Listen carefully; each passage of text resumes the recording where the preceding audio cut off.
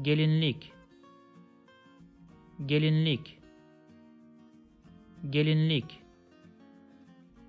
Düğün için beyaz gelinlik seçtim. Düğün için beyaz gelinlik seçtim. Düğün için beyaz gelinlik seçtim. Ben pembe gelinlik istiyorum. Ben pembe gelinlik istiyorum. Ben pembe gelinlik istiyorum. Daha gelinlik seçmedim. Daha gelinlik seçmedim. Daha gelinlik seçmedim. If you like this video, please subscribe to my channel below for more videos on Turkish grammar, vocabulary and pronunciation. Also, if you think this video can benefit somebody else, please share it with them.